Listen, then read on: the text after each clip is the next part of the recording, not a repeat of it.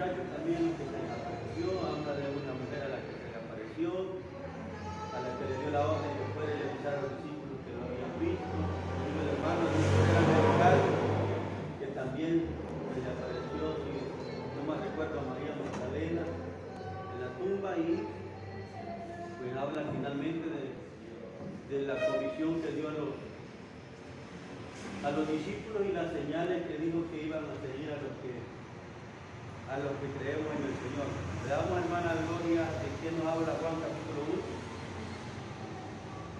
En el capítulo 1 habla del verbo, la carne, habla de pero yo lo que quiero que ustedes me digan es lo que ustedes entendieron. Cuando refiere al verbo hecho carne, se refiere a Jesús. Y cuando se refiere a lo que es el verbo, se refiere a la palabra, si no me equivoco. Bueno, la palabra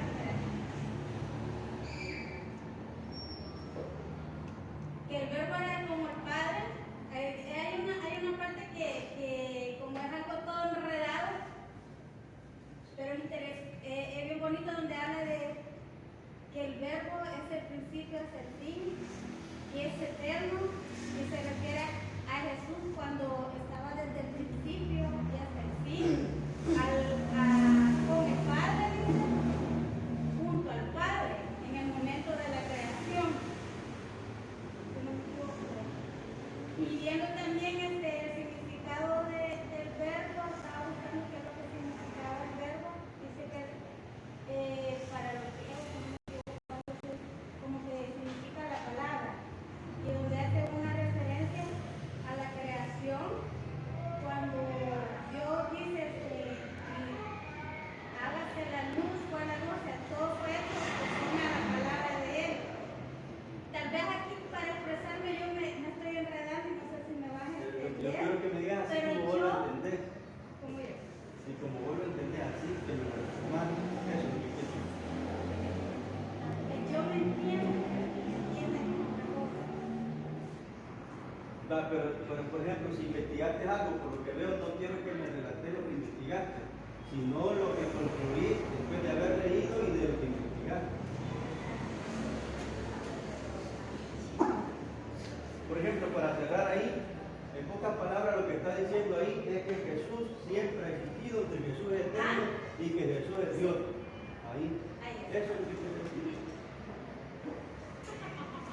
Me está diciendo que le diga ahí y ya me dijo.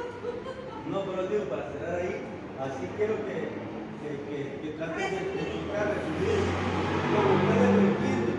Obviamente, como vos lo entendés, no es como yo lo entiendo, pero yo sí te voy a entender cuando vos me digas en tu propia palabra de esto. Habla. Veamos qué más, hermana Alma, ¿de qué más habla Juan 1?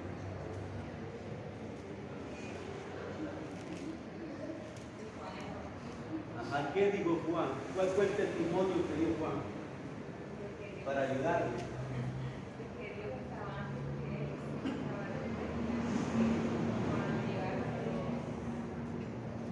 Que aunque Juan vino a dar testimonio que el que venía tras él era el Mesías, sin embargo él dijo, él es antes que yo. Él va a venir después de mí, pero realmente él es antes que yo, porque en otras palabras, él siempre ha existido. Entonces, aunque yo le estoy preparando el camino y yo soy el vocero de él, realmente él es antes que yo. Veamos, hermano Roberto, ¿qué más habla el capítulo 1? Jesús va a donde Juan el Bautista. Yo oí que Juan le había indicado que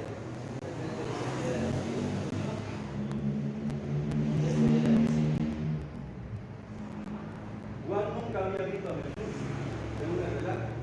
Físicamente no lo conocía, pero se le había indicado que aquel personaje sobre quien viese descender el Espíritu Santo en forma de paloma, ese era.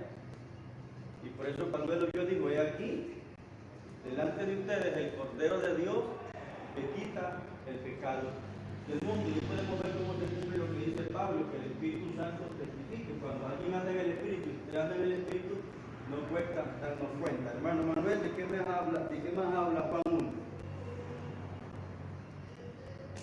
Que leí, pero no se me quedó nada. Nada. Nada, recordar nomás de lo que han dicho los hermanos aquí. Hermano, El capítulo 1. hermano Moreno. Sí, casi lo mismo. No, pero quiero que nos diga de lo que no hemos hablado. No, de la declaración de Juan el Bautista, o sea, es bien, como usted estaba explicando, me llama la atención algo que dijo de que él decía, ¿verdad? Que él daba la declaración que él iba a bautizar o bautizaba para perdón de pecados, pero vendría uno tras él, decía que bautizaría con fuego y con el Espíritu Santo. Entonces, cuando él llega, lo que me gusta de esa parte es cuando, como dice, sin conocerle, pero como que su espíritu le dio ese sentir de que él era, porque aún le dice, yo no soy digno, le dice, ni de desatar. Entonces, en esa parte, en ese capítulo, en cuanto a que él le dice, yo necesito ser bautizado por ti y tú vienes a mí que yo sea bautizado. La necesidad de... ¿Algo más de lo que habla el capítulo 1?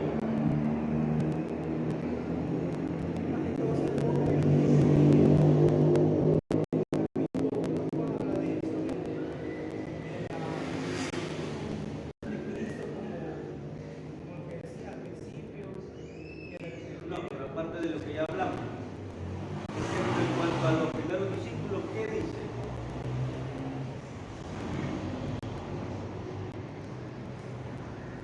Hermana Naomi, ayúdenle al hermano, por favor. Hermana Joyce.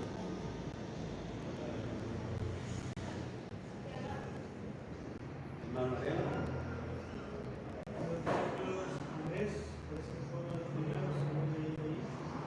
Y cuando Andrés, cuando Jesús llama a Andrés, él inmediatamente va por su hermano Simón y le presenta también ante Jesús. Y lo que hay donde le dice que se llamaba Cefas, luego también va a la Natanael. Y Felipe parece que va en búsqueda de Natanael y luego trae a Natanael. Felipe y Natanael eran hermanos.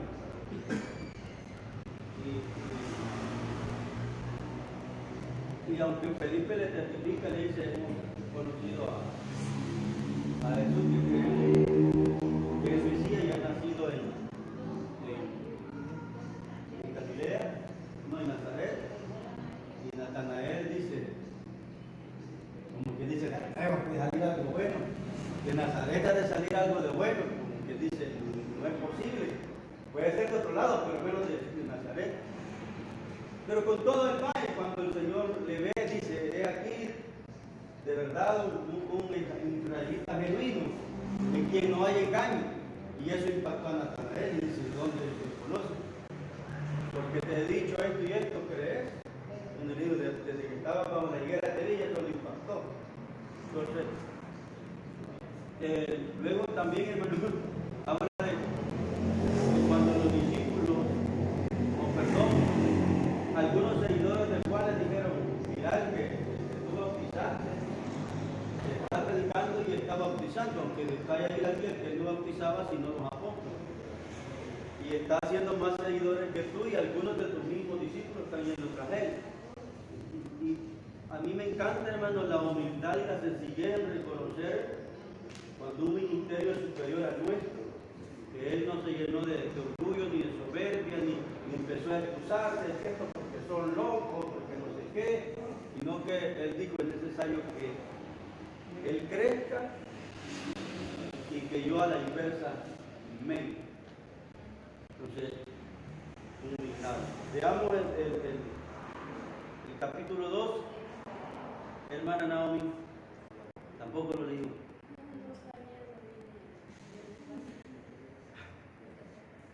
Hermana Sara, ¿de qué nos habla el capítulo 2? Habla sobre Caná, que prácticamente Jesús es invitado a una boda y en donde se acaba el vino y comúnmente conocemos a ese suceso como el milagro que Jesús hizo que hubiera pues convertido el agua en vino y seguir la celebración. Amén. Nos dice el Señor tu primer milagro y donde se basan los señores para decir que tenemos que hacer lo que dice la Santa Madre María, ¿verdad? Porque ella dijo, hagan todo lo que Él les mande. Por eso dicen que realmente hay que ir a ella porque lo que ella le dice a Jesús, eso hace Jesús. Entonces fue el primer milagro. ¿Qué más nos habla luego, hermana Gloria? De la purificación del templo, donde habla de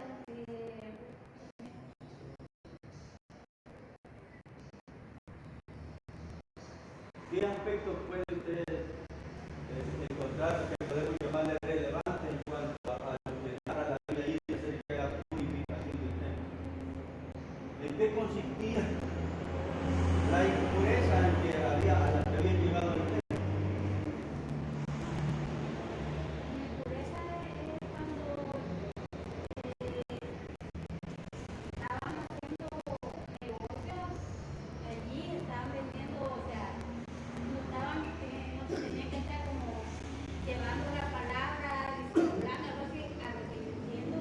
Y Jesús cuando vio esa algarabía ahí, o sea, él le dijo que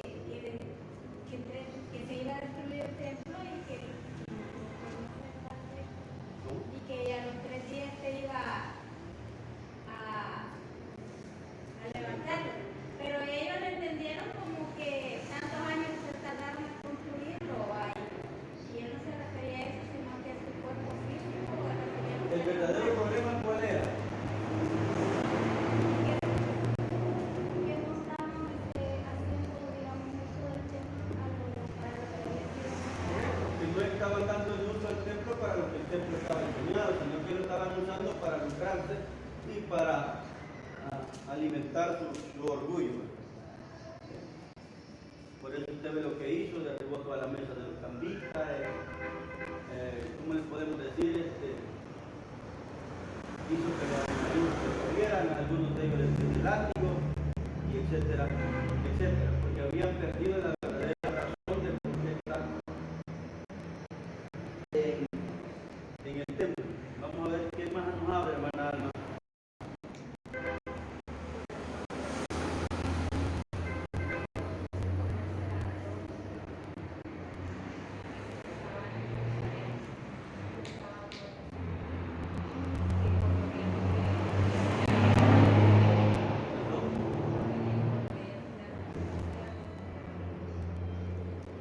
Le damos al hermano Roberto del 2, del 3.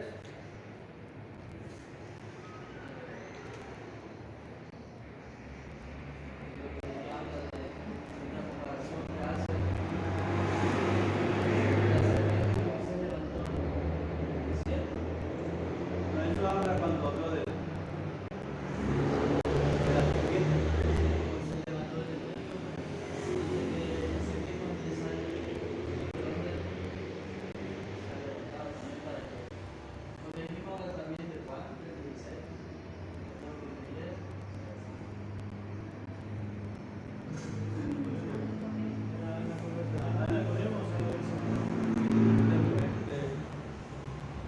Ahí hay algo bien impactante para mí, hermano. Porque cuando Nicodemo lo interroga, le hace algunas preguntas, hay una declaración de Jesús que a mí me llama la atención.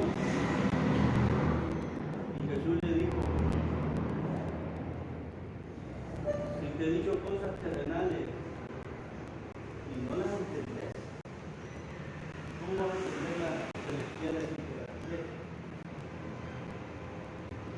Porque cuando ustedes escudriñan la Biblia, hermano, en la Biblia nos encontramos con una cosa tan linda que si usted no le dedica tiempo, usted posiblemente tenga su Biblia en la casa como cualquier y solo tenerla no va a tener ninguna trascendencia en trata de entenderla, de escudriñar, de estudiar o de preguntar, usted va a aprender y eso va a traer bendición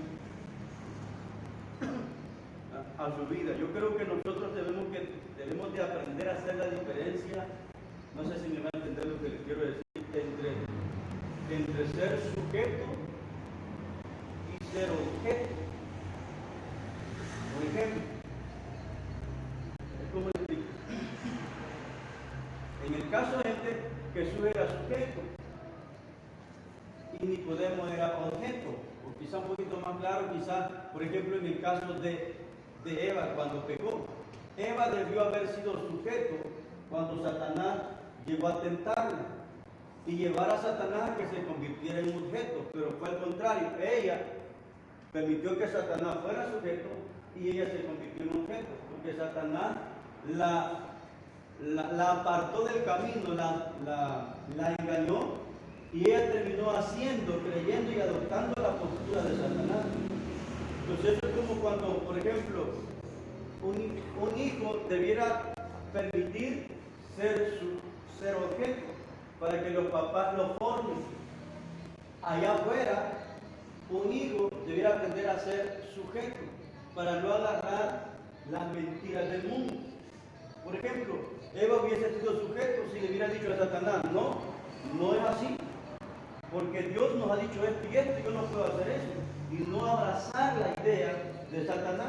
Entonces ella hubiese sido sujeto, pero a veces nos pasa lo mismo que Eva, en la casa, en la iglesia, en el trabajo, dejamos de oír la dirección de los líderes, y allá afuera, cuando no debiéramos oír a las voces extrañas, ahí las oímos. No sé si me doy a entender, porque en la casa por lo general los hijos dicen, no, es que mi papá, mi mamá aquí, que no sé qué, pero allá afuera vienen otras voces, dicen, mira, hace esto, echate esto, vamos allá, hagamos tal cosa, y vas a ser hombre, te vas a sentir bien, probar la vida, y ahí oyen, ahí no debieran oír, debieran repeler, en la casa debieran oír, no sé si me voy a entender. Entonces fue el caso, si fuera ese el caso, nosotros aprenderíamos mucho más fácil. Nos simplificaríamos la vida y le simplificaríamos el trabajo a los líderes en cualquier área de la vida. Porque a veces con nuestra actitud le complicamos la vida a los papás, ¿o no? A un jefe en el trabajo, a un líder en la iglesia. A veces los que son líderes, alguien le complica el trabajo a usted. Si esa persona simplemente hubiera tomado la actitud de ser objeto en el sentido de dejarse guiar y orientar, porque para eso están los líderes. Para eso son los líderes. Para que en el trabajo lo orienten, le dirijan, lo encaucen, le corrijan, para que a la postre toda la empresa sea beneficiada y ella se presenta a usted. Lo mismo en la familia. Ahora, el que usted no entienda por qué mamá o papá dice esto, que usted, el contrario a lo que usted quiere, eso es otra cosa. Pero por lo menos alguna vez le dije a Roberto, y creo que se lo he dicho también a la luz, digo, no espere entender, solo déjese guiar, porque usted cree que yo voy a querer un mal para usted. Entonces, aunque usted no entienda, si yo digo algo, no es porque quiero ver lo malo, porque soy egocéntrico o porque estoy deseando mal, sino porque quiero bien para usted. Métase ese principio, no busque entender, métase el principio en la cabeza. Si mi papá dice sí o dice no, aunque no entienda, lo voy a acatar porque es por mi bien. Pero contra eso todos los padres creo que han luchado, estamos luchando y vamos a seguir luchando. Algunos más, otros menos, porque hay hijos que son más rebeldes que otros, pero todos tenemos actitud de rebeldía. Entonces por eso digo, con nuestras actitudes, ¿cuánto le complicamos la vida a los líderes? En la casa, en el trabajo, en la escuela. Si los hijos fueran obedientes con los maestros, fueran aplicados, habría necesidad que los papás fueran a gritarle peste a veces a los maestros en la escuela, ¿no? Ya han habido casos. Y como a veces yo dije siempre, mire, como a veces que el maestro, papá, o que la maestra, mire, yo me dijeron, y estoy de acuerdo no solo porque me lo han dicho, que no hay maestro de yuca. Lo que hay es alumnos que no son aplicados. Cuando un alumno es aplicado, responsable y es dedicado, difícilmente vaya el maestro yuca. Si el maestro es yuca, a veces yo lo hago yuca con mi actitud, porque lo provoco. sea responsable, sea diligente, sea respetuoso, sea obediente, hasta el más yuca le va a caer bien. Entonces con nuestra actitud le complicamos la vida. Y creo que si nosotros estudiásemos la Biblia y permitiésemos que se nos enseñase y se nos guiara sin argumentar tanto, creo que nuestras condiciones serían diferentes. Y me encanta a mí porque el Señor le dice, si te he dicho cosas terrenales y no las entendés. Y otra vez le digo a los discípulos, hay cosas que yo quisiera enseñárselas, pero ahorita ustedes no las pueden sobrellevar.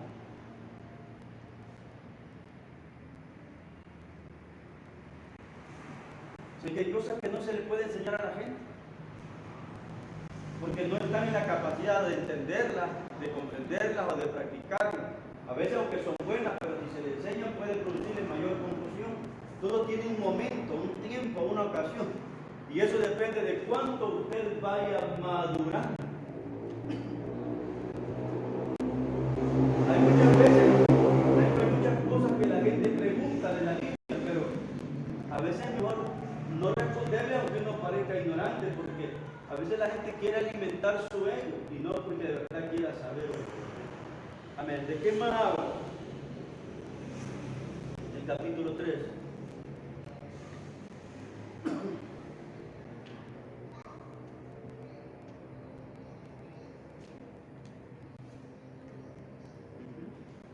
Hermana, ¿a quién le pregunté? Hermano Manuel, ¿de qué más habla el capítulo 3? Que no sé si ahí habla de todo esto, me recuerda, que leí, pero no sé qué. Habla de estanque, no sé si ahí en el capítulo. Díganos lo que usted se recuerda del estanque. No veamos tanto. Vaya, llega Jesús y ve a algún paralítico que está esperando que el agua del estanque se mueva para que él entrar y para ser sanado. Entonces Jesús le dice, Sí, eso creo que está más adelante. ¿cómo que le dice? Que levante su lecho y se vaya para la casa. Pues como digo, no sé en qué capítulo está, pero es lo más me ¿Cuántos acuerdo. años tenía el paralítico? No me acuerdo.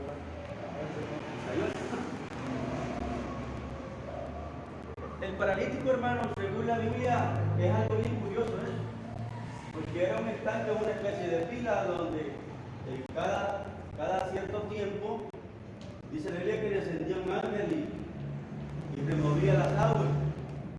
Y parecía que cada vez que se removían las aguas, el primer enfermo que se metía era seguro que se sanaba.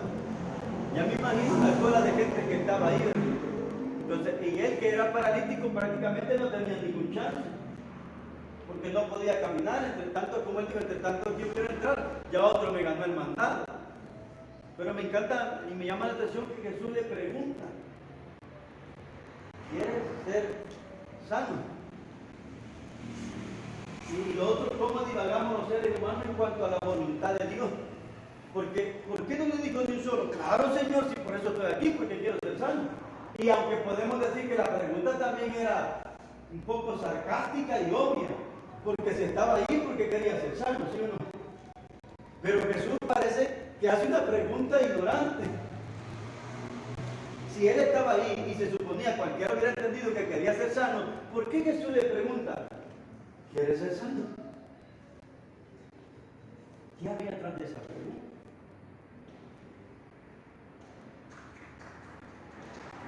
¿O será que Jesús de verdad es general?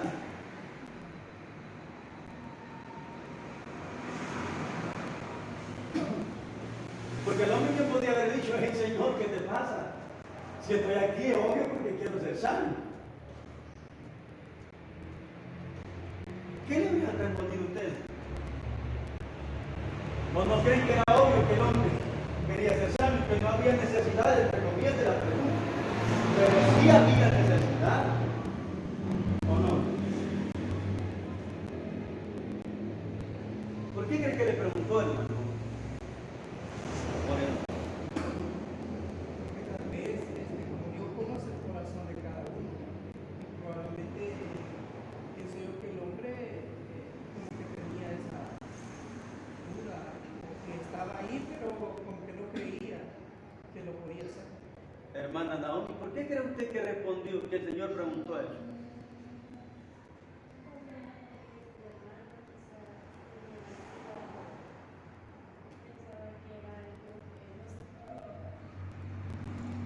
Hermana Joyce, ¿por qué cree que Jesús hizo esa pregunta? Para ver qué tanta fe tenía él.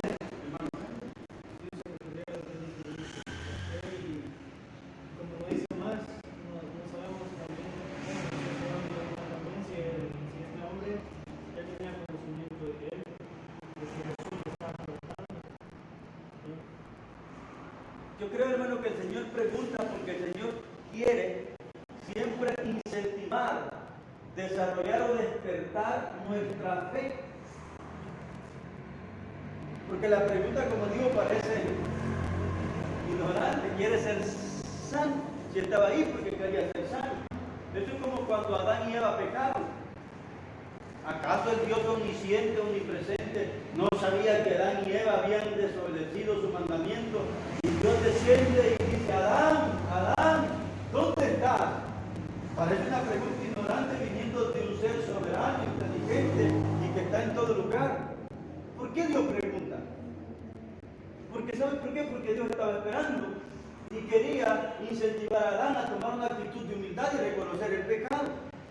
Pero en vez de ir y decir: Señor, aquí estoy escondido porque tengo vergüenza, porque realmente te desobedecí y te he quedado mal. Pero Adán salió con esa actitud, ¿verdad? Y no que dice: ¿y quién te enseñó que estabas desnudo? Dice así: porque dice que tuve vergüenza porque me vi desnudo. En vez de humillarte y luego dice: Señor, ¿y quién te enseñó que estabas desnudo? Si siempre has estado desnudo, ¿y cómo es posible que antes no tenía vergüenza y hoy sí? Y el Señor lo quería llevar a que él confesara su pecado, pero Adán no lo confesó, sino que le dice, luego le respondió: es que la salita que me diste o la alma que me diste. Como que dice: Señor, tú tienes la culpa porque tú me la diste. Y luego llama a la mujer y se lleva: ¿qué pasó? Señor. En vez también de humillarse, que la serpiente, la que tú pusiste ahí. Y al final, Dios era el gran culpable.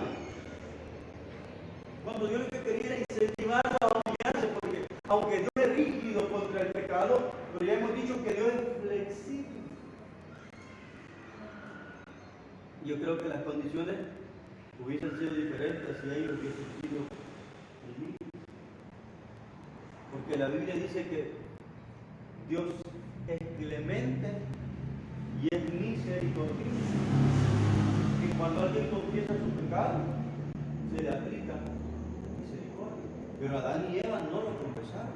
Ellos culparon a Dios como aquel siervo que le dieron un talento y que le escondió. Él culpó al dueño y como yo sabía que tú eras duro y eres cruel y te gusta cosechar donde no has sembrado, eso no es cierto. De Dios no es cierto. Pero es para excusarse. No es nuevo esa habilidad que tienen los seres humanos para siempre poner una excusa. Entonces creo que es lo que quería, incentivar la fe del hombre. Simplemente él quería que le declarara lo que realmente Jesús ya sabía que quería. Pero ¿qué le respondió el hombre? Cuando Jesús le dijo: ¿quieres ser sano?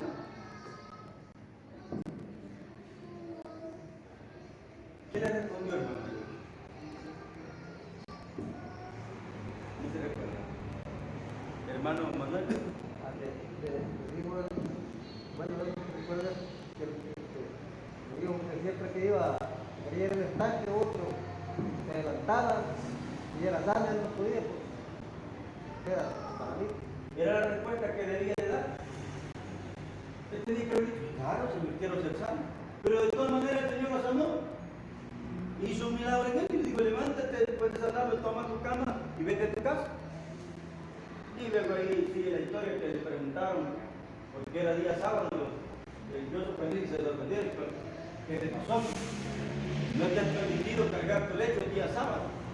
Bueno, le dijo él: el que me sanó él mismo me dijo. Y ya sabiste la historia, que más adelante él encontró al Señor y le dijo: vete y no sigas pecando, no vaya a hacer que te sobrevenga otra cosa peor. Lo que se sobreentiende es que por algún pecado él había tenido como consecuencia la enfermedad por la palabra de Jesús, porque él dice, vete y no sigas pecando para que no te venga otra cosa peor, como quien dice, porque si vuelve a la misma práctica de antes, ya no va a ser igual el azote, va a ser peor. Bueno, nos quedamos ahí y lean en su casa, hermano, de verdad lean, porque creo que no todos han leído. Vamos a preguntarle después.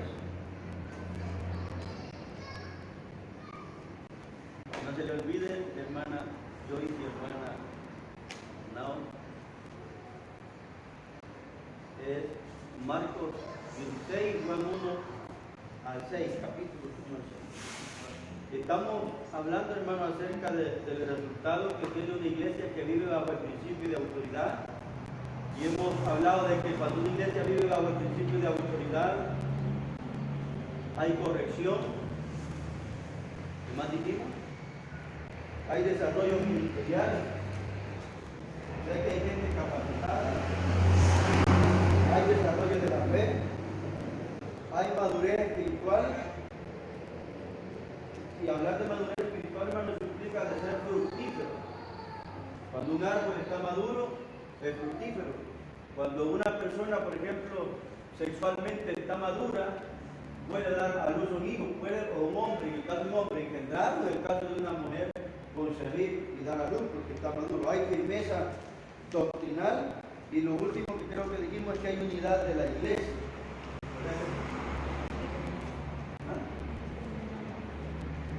¿Vimos eso? No lo vimos. Y hay servicio en amor. O sea que todo lo que hacemos, lo hacemos aprendemos a hacerlo por amor a los demás, no por un interés egocéntrico, sino por amor a los demás. Pero para eso hay que aprender, hay que ser enseñado y hay que enseñar. Si no, no podemos crecer, porque por naturaleza somos egocéntricos.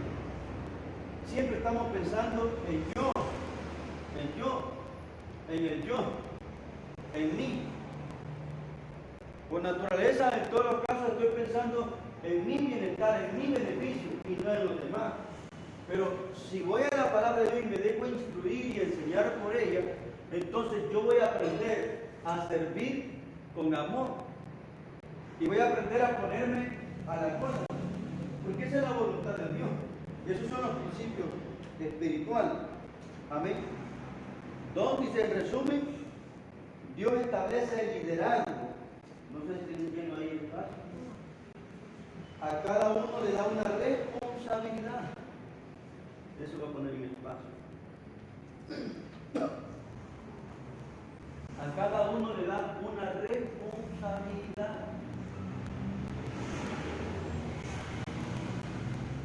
O sea que cada uno de nosotros tenemos, perdón, hermano, una responsabilidad individual. ¿Cuál será su responsabilidad en esta congregación, hermano? ¿La ha entendido?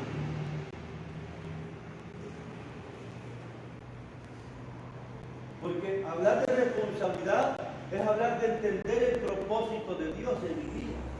Y alguien dijo, si usted no ha entendido el propósito de Dios, usted no ha empezado a vivir. Usted va a la deriva. Usted se encuentra por lo menos entre dos pensamientos. Y por eso, perdón, a veces no somos firmes, porque no he entendido el propósito de Dios. Y si no he entendido el propósito de Dios, yo no tengo con qué o quién identificarme realmente. Y de ahí que muchas veces me vuelvo débil en cuanto a ¿cómo puedo decirle?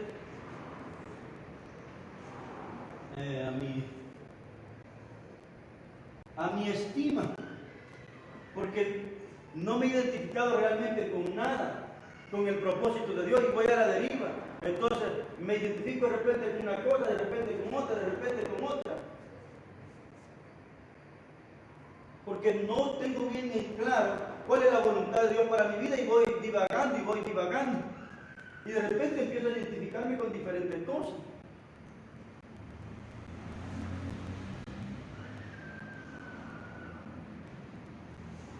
Entonces, a cada uno se le da una responsabilidad. ¿Cuál es la responsabilidad de cada uno de nosotros? A menos que usted entienda el propósito de Dios, usted no va a disfrutar ni la vida ni el evangelio. Puede pasar muchos años en la iglesia, puede morirse siendo evangélico, pero si usted no ha entendido el propósito de Dios, usted no va a dejar huella y no va a disfrutar la vida cristiana. ¿Por qué muchas veces de los problemas lo que pensamos es corrernos, a renunciar e irnos o ideas semejantes a eso? Porque usted no ha entendido el propósito de Dios. ¿Por qué Jesús no se opacó en el propósito frente a la crisis, al sufrimiento y a la persecución? Porque él tenía bien claro el propósito de Dios. Él sabía que el diseño, que el propósito de Dios, que el Padre, del Padre para él, era que muriera en el Calvario para darnos vida y salvación y perdón a nosotros. De otra manera no había salvación. Por eso si usted lee Hebreo, hay un capítulo donde dice el escritor de Hebreo, hablando de que por el gozo puesto delante de su salud. Porque él entendía que el propósito de Dios era que muriera en la cruz. Pero más que morir en la cruz, el verdadero propósito no era que Cristo muriera, sino que la muerte en el Calvario era el medio por lo cual él iba a ser exaltado, iba a ser sentado a la diestra del Padre. Ahora, el escritor hebreo dice que por el gozo puesto delante de él, sufrió la cruz y padeció el oprobio.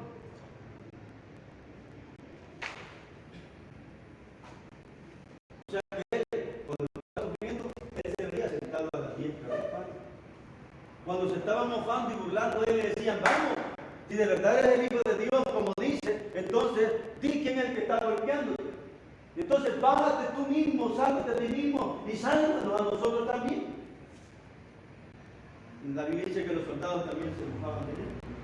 Cuando él estaba sufriendo eso, él estaba viendo hacia adelante, porque había entendido el verdadero propósito de Dios.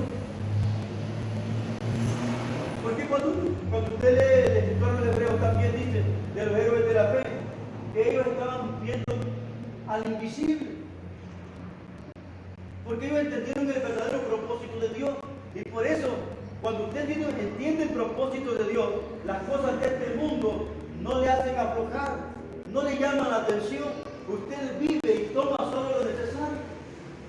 Pero cuando usted perdió el propósito, usted se afana más en otras cosas que vivir en el propósito de Dios. Y no termina de entender cuál es su responsabilidad que Dios le ha dado. Y por eso mucha gente, de hecho, con perdón de ustedes, la mayoría, divaga la vida.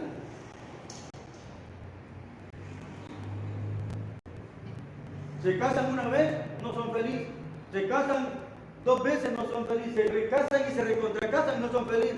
Tienen un carro, tienen moto, tienen una casa, hacen un viaje, van a tal lugar y prueban tantas cosas y no son felices. Están en una iglesia, luego van a otra iglesia con otra filosofía u otra doctrina y van a otra y van a otra. Prueban en un ministerio, prueban en otro y prueban tantas cosas y nunca están.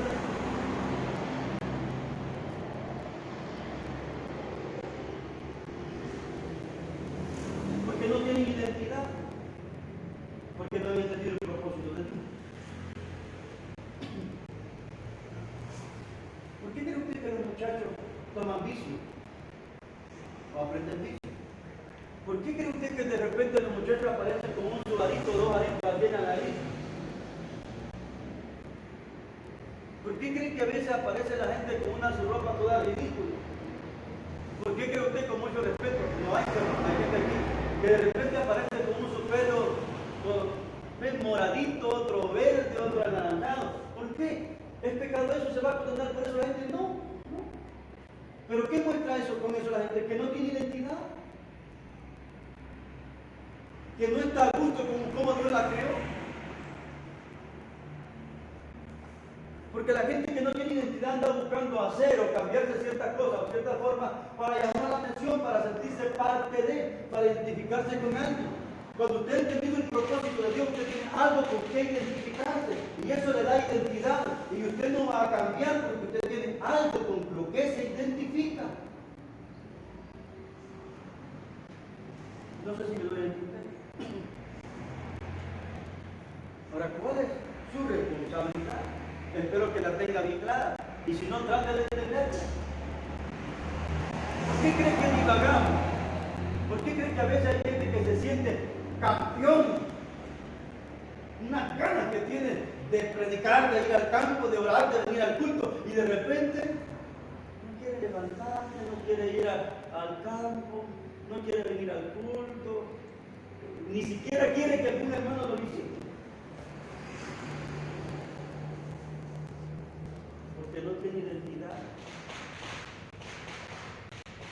No ha entendido el propósito de Dios. Y mientras no se entienda el propósito de Dios, créame, hermano, no podremos ser responsables.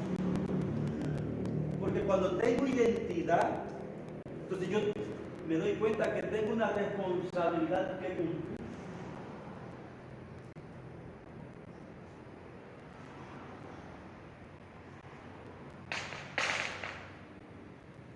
¿Cuánta gente vive sin identidad en el hogar? ¿No crees que necesitamos tener identidad en el hogar? Saber cómo manejar. Mire, alguien, yo no sé si leí o oí, pero me encantó. Para mí fue una gran enseñanza.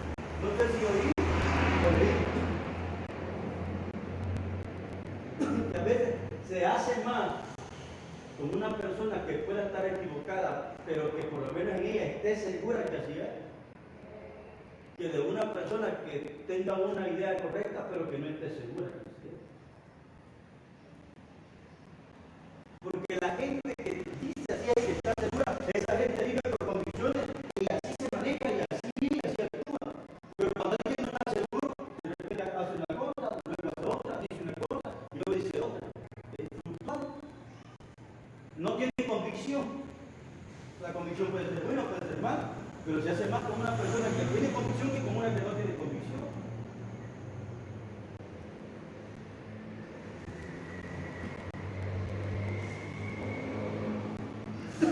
Los problemas, las crisis, las adversidades no debieran hacernos retroceder. Debemos entender que son parte de nuestra responsabilidad, de nuestro trabajo. Y debemos aprender que posible hasta disfrutarla. No se enoje, no vea que el hermano, dése cuenta que es parte de nuestro trabajo. Cuando usted está bien identificado con el proyecto de Dios, nada lo va a detener. Por eso le digo Pablo a Timoteo, pero tú sufres penalidades como buen soldado de Jesucristo. ¿Se imagina que vaya un muchacho de 20 años al ejército, o sea, que vaya, lo recluten y vaya creyendo que allí no se hace ejercicio? Que vaya al ejército y vaya creyendo, como salió en una película, de que él no va a usar armas.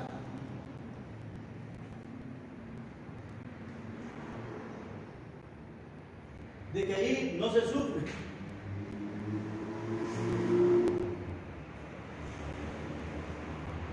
Entonces, hermano, necesitamos conocer la voluntad de Dios. Segundo, dice, primero Dios establece un liderazgo. Dos, con el propósito de tener un crecimiento en la sana doctrina. Tener un crecimiento en la sana doctrina. Los versículos que leímos de Efesios, ¿se recuerda? Que leímos que dice que el propósito de todos los ministerios, de los hombres capaces que Dios da, porque a cada hombre capaz o cada mujer capaz es un regalo de Dios, es un don de Dios. Ahora, cada una de esas capacidades que Dios da, Dios no nos la da para beneficio propio. Nos la da para edificación de la iglesia. Pero no puede haber una genuina edificación si la enseñanza está torcida. Porque Jesús dijo que un guía ciego, guiando a otro ciego, ambos terminan en el precipicio. Entonces necesitamos los guías, ser guías no ciegos, sino entendidos. Como dice Pablo a los romanos, de cuál sea la buena voluntad de Dios, agradable y perfecta. Y hacia ahí guiar a la gente. Porque el propósito es que los creyentes que están en la iglesia, los que ya están, los que vienen y los que van a seguir viniendo, crezcan y maduren. Y que vayamos todos entrando en una armonía, en una unidad, en una comunión. Que lleguemos a tener una misma fe.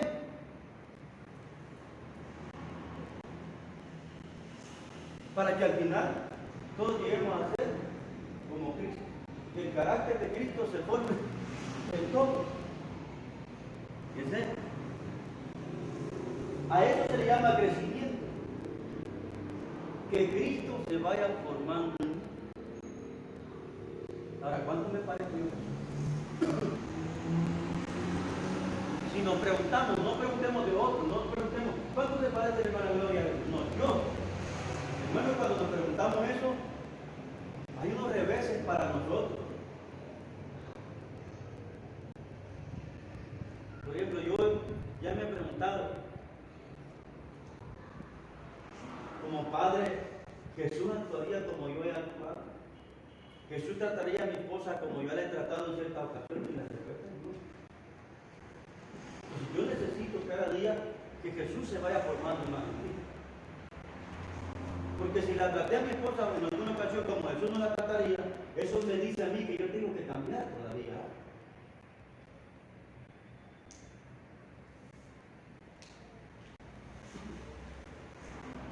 No sé usted, pero yo sí.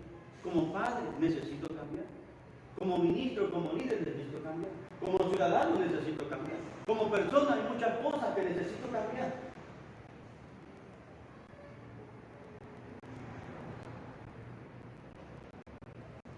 Y me tomo el reto. Y cuando tomo el reto, de repente caigo de riso. Pero algo me dice, seguir luchando. Y hay cosas que uno las va superando, las va superando. Pero usted va creciendo. Usted no es perfecto, porque tiene defectos, pero va creciendo, va mejorando. Y a eso se le llama que usted se va perfeccionando. Y es lo que Dios quiere hacer en nosotros.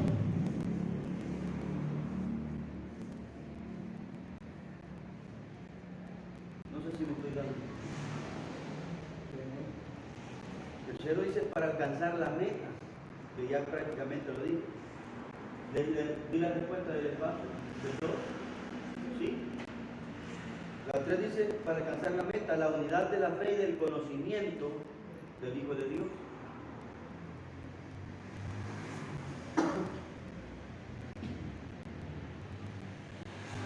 Para alcanzar la meta, que es la unidad de la fe y del conocimiento del Hijo de Dios.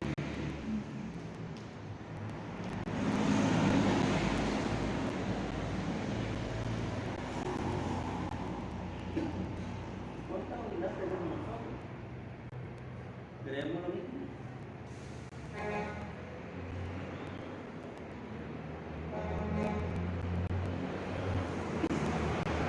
Ahora, hay muchas cosas, hermanos, que tenemos que dar la libertad de hacer su propia interpretación.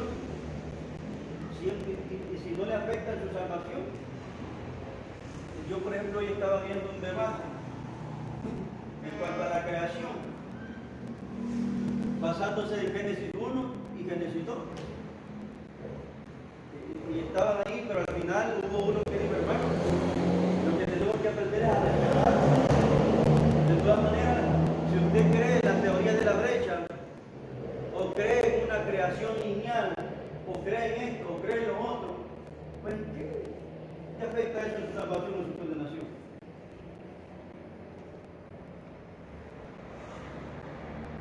No le afecta. Si usted cree que Jesús hizo una creación original y luego tuvo que restaurarla,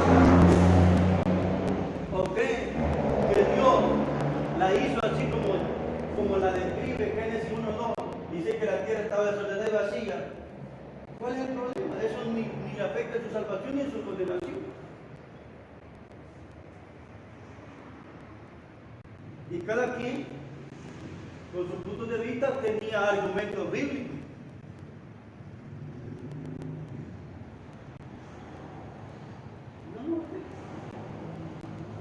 Pero si yo digo si yo ya dijera que usted para ser salvo necesita hacer méritos, allí sí hay un problema.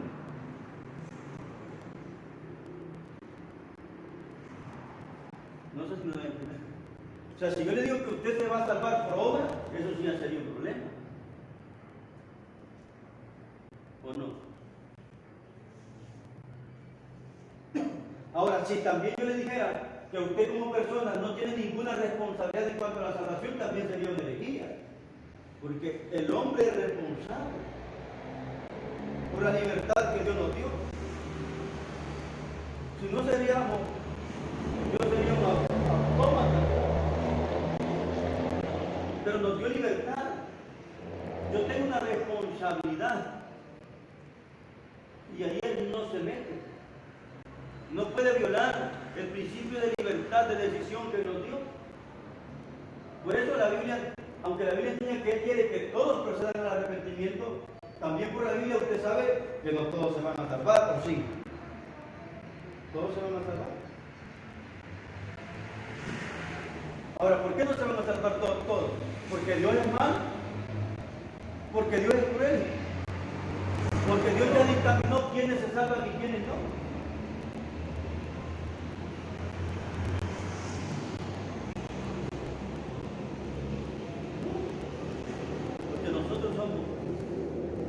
Entonces la meta es llegar a la unidad de la fe y del conocimiento del Hijo de Dios. Ahora, ¿cuánto conocemos a Dios nosotros?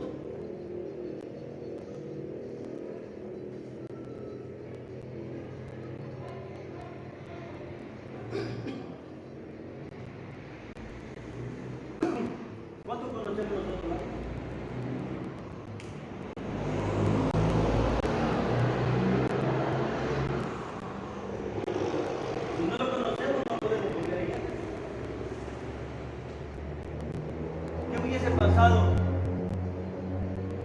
¿Qué hubiese pasado, hermanos,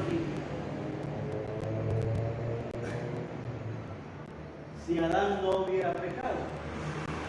Por ejemplo, digamos que Eva pecó. Pero si Adán no hubiera pecado, no hubiera participado del pecado de Eva, ¿qué hubiese pasado? ¿Nunca se ha preguntado usted eso?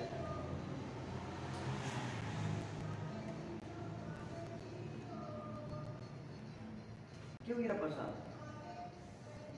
¿Qué cree que hubiera pasado? ¿Van a morir?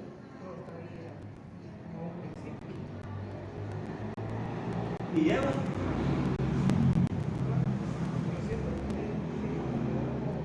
O sea, todavía no tuviera la misma condición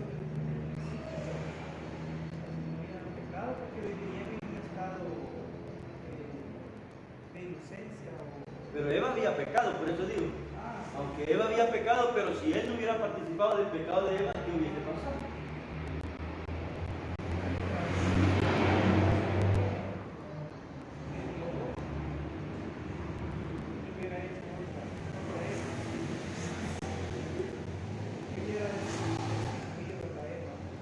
¿Qué creen que hubiera pasado?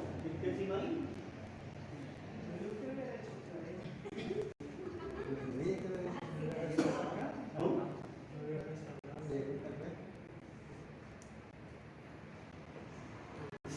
Pecado, no es que usted tiene que creer, pero yo creo, hermano, que el gran rol de Adán hubiera sido ser el Mesías de él. Porque Adán era perfecto, sin embargo, creo que Dios hizo al hombre ¿cómo le puedo decir? Con la tendencia de irse perfeccionando. Y si Adán no hubiese pecado, aunque Eva pecó, creo que Adán debió haber sido el Mesías de él. Y restaurarla, pero el problema es que él pecó. Ahora, ¿por qué digo así? Porque ¿a quién se le había entregado ¿cómo es?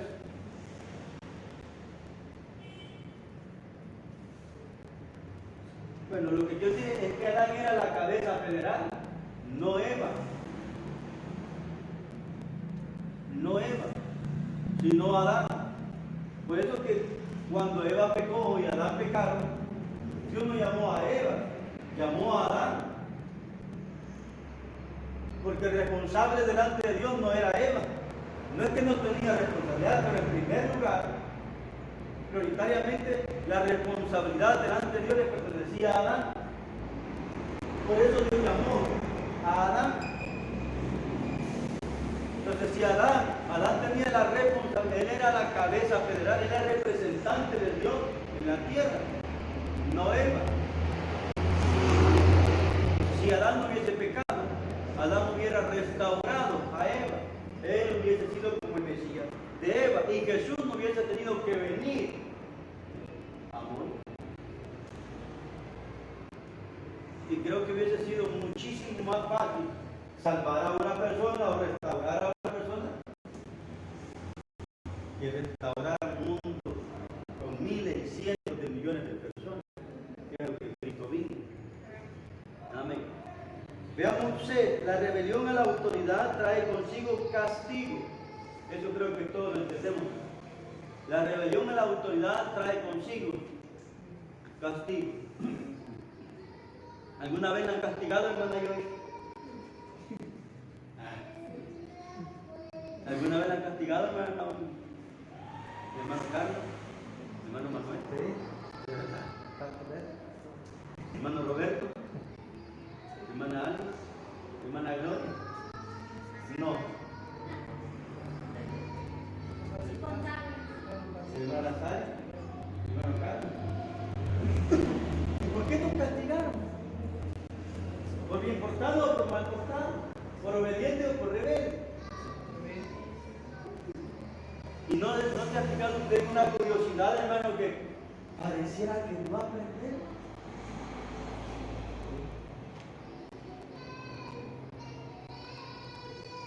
¿No se ha fijado usted en eso?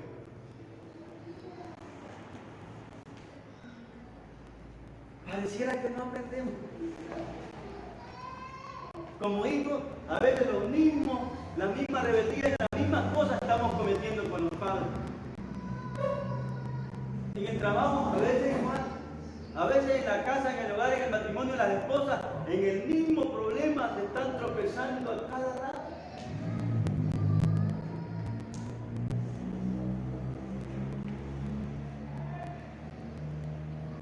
Y vemos que no nos va tan bien y seguimos. Y nunca nos tomamos el reto de lo que hacemos como Adán y Eva, culpar a otro.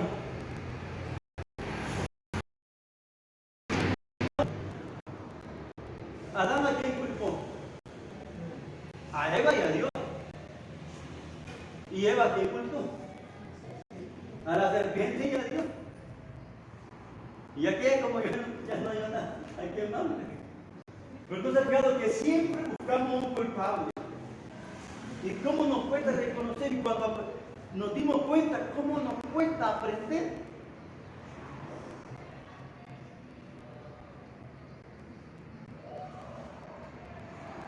Vamos a ver el caso de Satanás, según Isaías 14 y Ezequiel 28.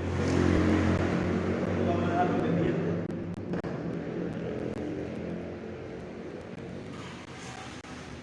Aparte de los capítulos de Marcos y Juan, hermanos, lean en su casa Isaías 14, 12 al 15.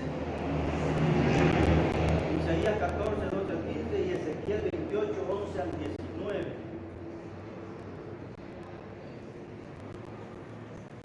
Lean y traten de entenderlo. Isaías 14, 12 al 15. Isaías capítulo 14, versículos 12 al 15. Y luego Ezequiel 28, versículos 11 al 19.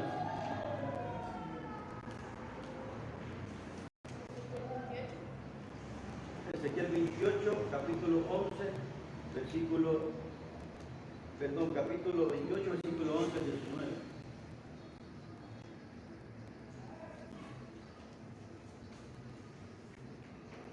Lean, hermano, y trate de entender. Hay una palabra que ahí hay, y usted no la entiende, búsquela en el diccionario.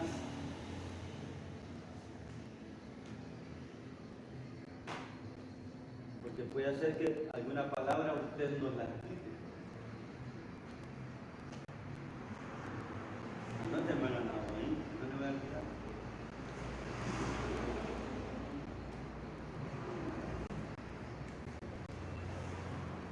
¿Alguna pregunta, hermanos?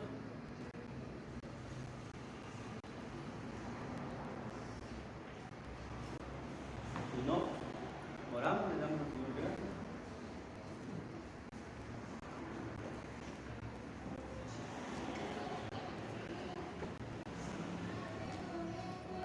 vemos, hermanos, en el discipulado dentro de, bueno, va a ser, creo yo, hasta en febrero.